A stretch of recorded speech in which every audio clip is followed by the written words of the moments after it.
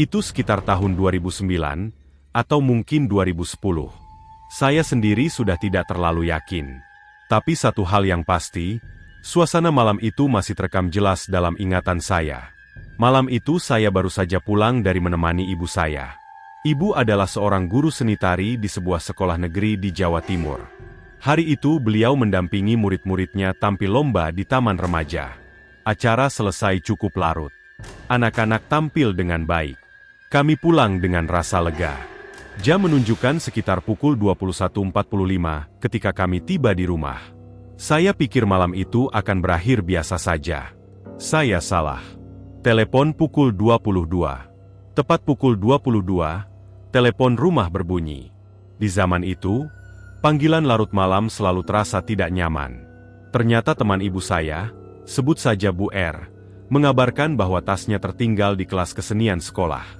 Di dalamnya ada dokumen penting dan kunci lemari. Besok ibu saya izin tidak masuk. Akhirnya, karena rumah Bu R cukup jauh dan beliau tidak bisa keluar malam-malam, ibu meminta saya mengantarkan kunci kelas ke rumah Bu R, agar pagi-pagi bisa langsung mengambil barangnya. Rumah Bu R berada di sebuah perumahan baru dekat Jalan Cendana. Saya sempat ragu. Tapi saat itu saya masih muda. Percaya diri. Tidak berpikir macam-macam. Dan saya juga tidak berdoa sebelum berangkat. Itulah kesalahan pertama saya. Perumahan yang separuh jadi. Perjalanan menuju perumahan itu memakan waktu sekitar 20 menit. Jalanan masih cukup ramai ketika saya berangkat. Beberapa warung masih buka. Ada pengendara lain lalu lalang. Tapi semakin mendekati kawasan Cendana, suasana berubah. Perumahan itu tergolong baru. Banyak rumah kosong. Beberapa masih tahap pembangunan. Lampu PJU memang ada, tapi jaraknya berjauhan. Di antara satu lampu dan lampu berikutnya, gelapnya seperti menelan apa saja. Saya tiba sekitar pukul 22.40. Saya menyerahkan kunci. Sempat bercengkrama dengan anak Bu R yang kebetulan teman sekolah saya. Kami mengobrol cukup lama tanpa terasa. Gerimis mulai turun. Ketika saya melihat jam, sudah pukul 00. Tengah malam. Saya pamit pulang. Begitu keluar dari gerbang perumahan, saya langsung merasa ada yang aneh. Lampu PJU yang tadi menyala, sekarang mati. Semua. Hanya tersisa cahaya dari lampu motor saya. Gerimis berubah menjadi hujan kecil yang rapat. Jalanan sepi, tidak ada satupun kendaraan lain. Suara mesin motor saya terdengar terlalu keras di tengah sunyi. Baru sekitar 200 meter dari gerbang perumahan, di dekat bangunan rumah pompa air, bangunan kecil beton di sisi jalan, saya melihat seseorang berjalan di depan. Seorang pemuda. Posturnya pendek dan kurus. Sekitar 150 cm. Punggungnya sedikit membungkuk. Dia berjalan searah dengan saya. Dalam hati saya berpikir, kasihan juga kalau kehujanan. Tanpa rasa curiga sedikit pun, saya memperlambat motor. "Mas, mau nebeng?" Dia berhenti dan dengan pelan sekali ia menoleh. Wajahnya samar karena hujan dan gelap.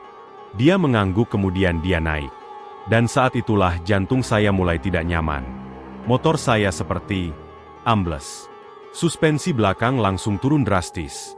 Seperti mengangkut dua orang dewasa bertubuh besar. Padahal tubuhnya terlihat kecil. Ketika ia memegang pundak saya untuk menyesuaikan posisi duduknya, tangan itu dingin. Bukan dingin karena hujan. Dingin seperti es yang baru keluar dari freezer. Dingin yang tidak alami. Saya menahan napas. "Dari mana, Mas?" Saya mencoba mencairkan suasana. Ia diam beberapa detik. Lalu menjawab dengan suara rendah. Serak, seperti tenggorokan kering. "Ke UPN, Mas."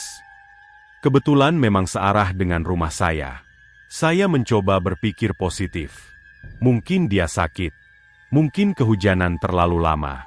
Saya melanjutkan perjalanan. Hujan makin deras. Lampu motor memantul di aspal basah. Beberapa menit berlalu. Tapi ada yang ganjil. Rumah pompa yang tadi saya lewati, muncul lagi di depan. Saya mengernyit. Tidak mungkin. Rumah pompa itu cuma satu. Saya terus berjalan. Beberapa ratus meter lagi. Rumah pompa itu lagi.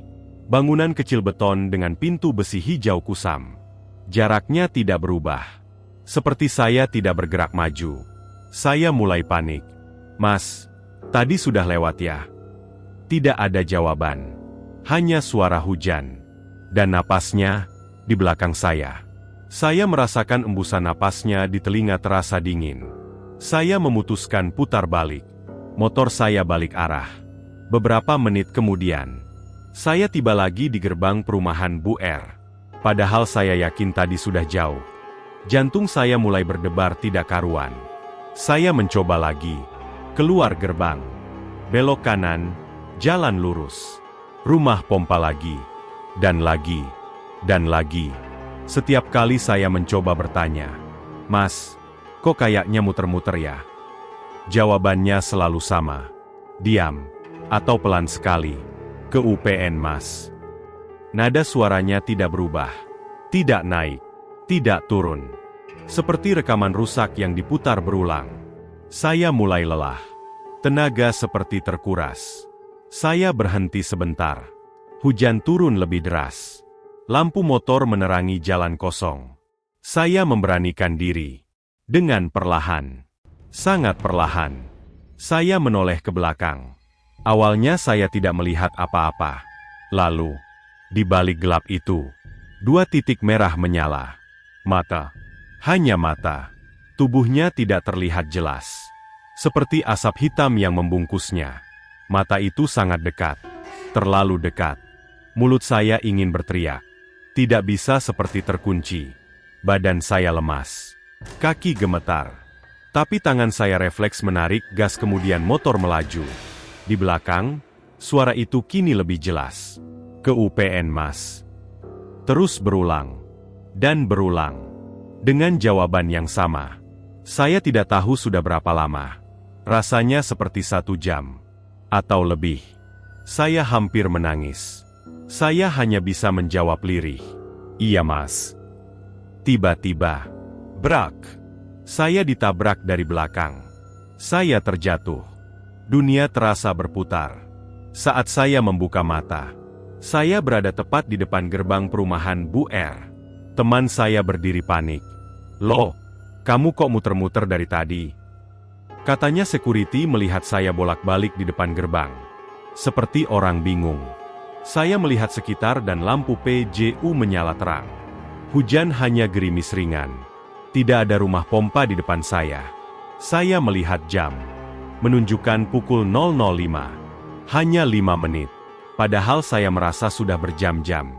Saya langsung terduduk dan menangis. Sejak malam itu, saya tidak pernah lagi bepergian tanpa berdoa. Mau dekat, mau jauh, mau hanya ke warung. Saya selalu berdoa. Karena saya percaya, malam itu bukan sekadar tersesat. Ada sesuatu yang menemani. Dan mungkin, kalau teman saya tidak menabrak saya saat itu, saya tidak tahu sampai kapan saya akan terus berputar di depan rumah pompa itu. Atau, kemana saya sebenarnya akan dibawa.